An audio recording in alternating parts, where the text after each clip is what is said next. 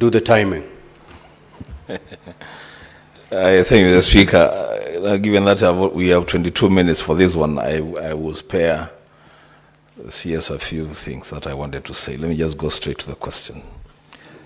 Question number 034. One CS, what is the current status of pension disbursements to former members of parliament who served between 1979 and 1992?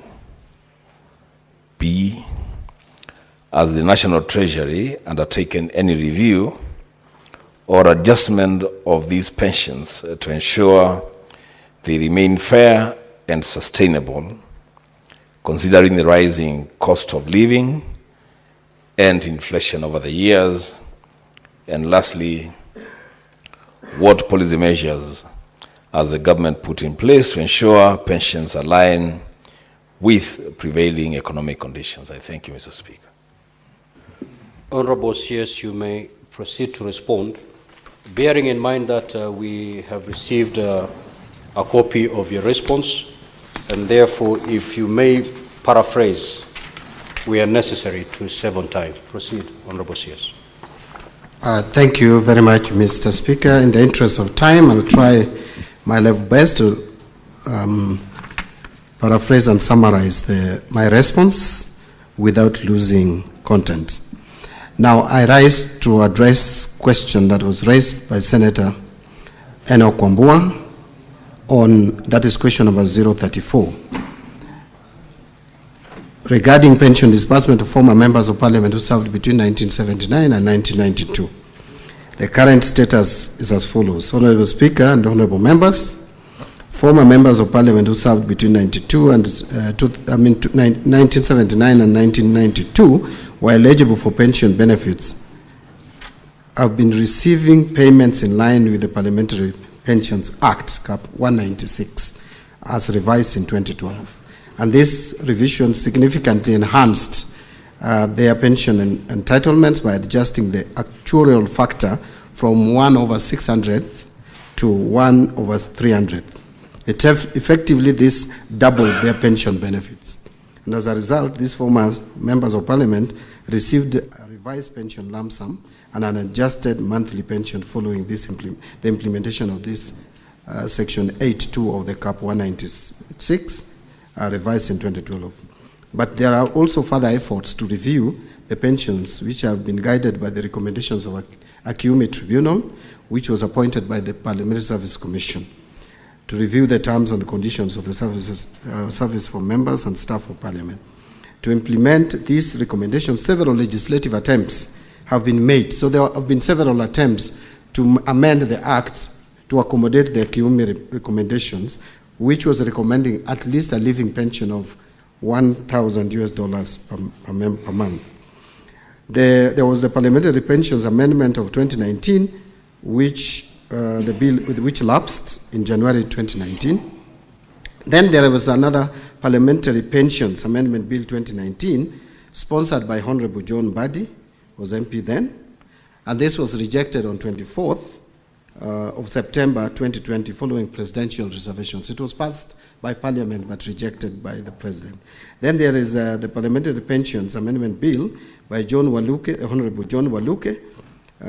This is the bill in 2023 to implement 100,000 minimum pension. However, it faced opposition first from the National Treasury, which raised concerns about fiscal sustainability, and of course the SRC, which also deemed the proposal unconstitutional. The Parliamentary Service Commission recommended further consultations with stakeholders. So those three reasons made the bill not to see light of day. So in light of these concerns and presidential reservations, the Parliamentary Departmental Committee on Finance and National Planning recommended the rejection of the bill in its entirety, which was done. Now, review and adjustments to ensure fair and sustainable pensions, as has been asked by the honorable member.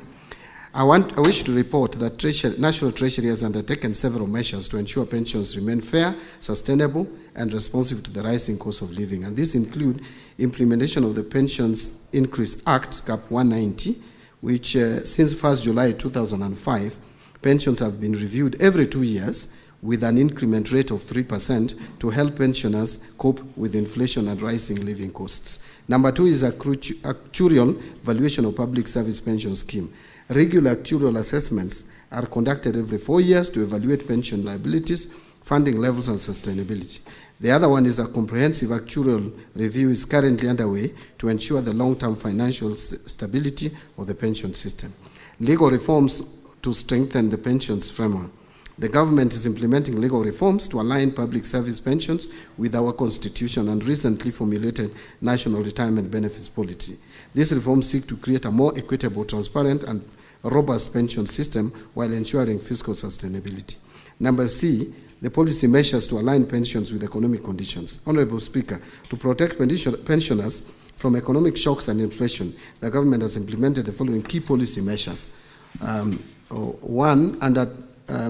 We have increased tax exemptions on pension contributions from 240,000 per annum to 360,000 shillings per annum. What that simply means is that previously, before December 27th, when we passed the Tax Laws Amendment Bill, every month pension up to 20,000 shillings per month or 200,000 per annum was exempt from tax if you contributed to a pension scheme. Now that has gone up to 30,000 shillings per month. This adjustment not only helps mitigate the effects of inflation, but also increase employees' disposable income, reduce payee liabilities, and promotes a stronger savings culture. This is one of the provisions in the Tax Laws Amendment Bill, which is now an Act of Parliament, that was very progressive, and we encourage Kenyans to support, and fortunately it was passed. The other one is tax exemption on pension benefits.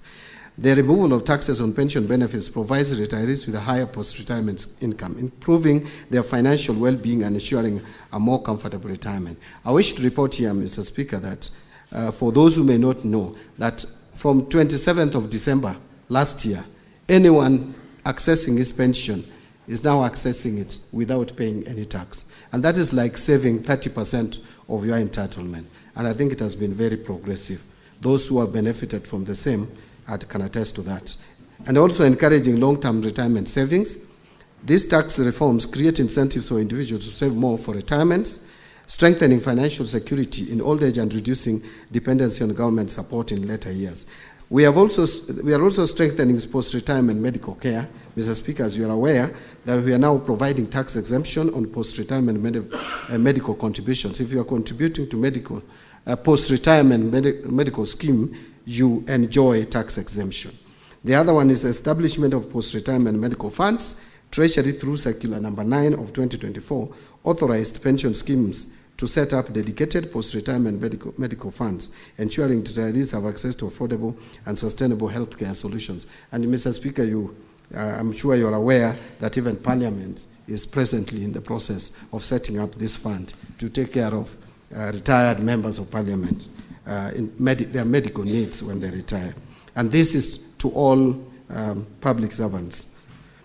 Development of an end-to-end pension administration system. The government is investing in a modernized pension administration system that leverages advanced technology to improve efficiency and scrutiny. We are also integrating blockchain and biometric technology, which will enhance the security of pension management, ensure real-time tracking of pension disbursement, and eliminate delays in pension processing. In fact, we are looking towards, in terms of integration of IFMIs for timely remittances, the system will be fully integrated with the Integrated Financial Management Information System. The aim here is to transfer retirees automatically from being employees earning a salary to retirees earning pension benefits without going through rigorous steps of processing your pension. It should be seamless.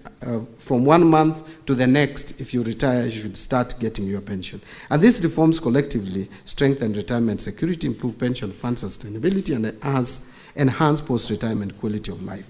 Honorable Speaker, the National Treasury, in conclusion, remains committed to ensuring that pension benefits for former members of Parliament and all public service retirees are fair, sustainable, and responsive to economic conditions. We will continue working with stakeholders to explore feasibility solutions that uphold fiscal responsibility while ensuring retirees receive their rightful entitlements. I thank you. Senator Wambua, you may ask your 2 supplementary questions. Honorable Senators, let us avoid speeches. Sure. In the interest of time, go straight to the question. Thank you, Mr. Speaker. Mr. Speaker, two quick ones. On question number one, I expected the CS would give us actual amounts. Actually, that was my biggest interest. With the public money being used to pay pensions, I thought he would give us the actual amount, the lowest, what amount of money is the lowest pensioner earning and the highest earning. Because that will inform his response to the benefits that they have gotten from tax exemption. Then lastly, Chair, the second question would be, seeing as it were that the CS was himself pushing this agenda when he was a member of parliament, and now he's seated where he was pushing that agenda. Will he continue with this, or was he just playing politics? Thank you. Honorable Pierce, CS rather.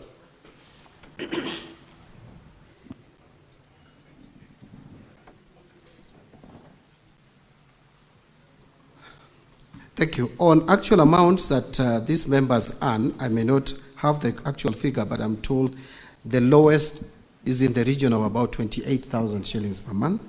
It is fairly low, and that is why there was a recommendation from the Kiumi Commission to push it up to a living pension of at least 100,000 shillings per month, or 1,000 US dollars per month. It was, I think, put in US dollar terms. But this, I want to repeat again that you can only be able to change it if you amend the law, because the law as it is, you cannot change the actual amounts that these honorable members or former members of parliament earn. In terms of the CS pushing the agenda, yes, I pushed the agenda as a legislator who has the powers to legislate. Now I don't have that power. That power is with members of parliament to push for legislative amendment. I can only propose to parliament for an amendment, but I think this is a matter that parliament is well seized of. Parliamentary Service Commission is there, which is concerned with the welfare of members, both present and former, and if there is supposed to be any adjustment on pension entitlement to former members of parliament, the right people to push for that would be the Parliamentary Service Commission and members of parliament. Thank you. Senator Fomeru, the Honorable Gathuri Murumbi. Honorable CS, just note down those questions, because I'll be calling upon a number of senators so that you can respond to them at a go. Thank you, Honorable Speaker. Honorable Speaker, the last time the CS was in this House, I raised a question concerning former councillors. You can see issue about the pensions and gratuity and honorarium is really recurring every time. So you tasked the three committees of this House, the committee, JLAC, Labour, and Budget and Finance, and the National Treasury, to sit down and come up with a legal framework to facilitate the payment of honorarium and monthly pension to former councillors. So, Mr. Speaker, the 16 days you give have lapsed. So I was, because the CS is here, I was looking at all the three chairs, none of them is in this House, because he is also party to this issue, whether maybe he can give a word on how far they have gone with that discussion on the legal framework, because that is what he said, that is what is lacking, so that he can release the money to the former councillors. Thank you, Honourable Speaker. Senator Boni. Mr. Speaker, my question is on policy. There is a member of parliament from Bungoma who served 4 terms. But after serving 2 terms, it was interrupted. He started enjoying his pension. Then he came back, served another 2 terms. Now when he's gone back, he's unable to enjoy pension of 4 terms. Is it the policy of the government that such a member of parliament should be denied to enjoy pension of 4 terms. Instead, he's being referred to the first 2 years, first 2 terms, Mr. Speaker. The Senate Majority Leader. Mr. Speaker, a quick question. I have on my phone messages to the effect from the people that send me to this house, that when will the minister stop this practice where when public servants retire, they have to spend the next year 2 to 3 years chasing their pension file at Bima House. Mr. Speaker, many of them retired teachers, doctors, public servants. I have seen from the response of the minister that they are they're actually inputting an integrated blockchain and biometric technology. The only thing that is missing from the minister's answer is when. That's very important for the people that vote for me to come to this house to know that when they serve the public and eventually they retire, then they will receive their pension at the next month after, because that is how modern world should work, Mr. Speaker. Therefore, that's my humble request to the minister to know when. I thank you, Speaker. Senator John Newton.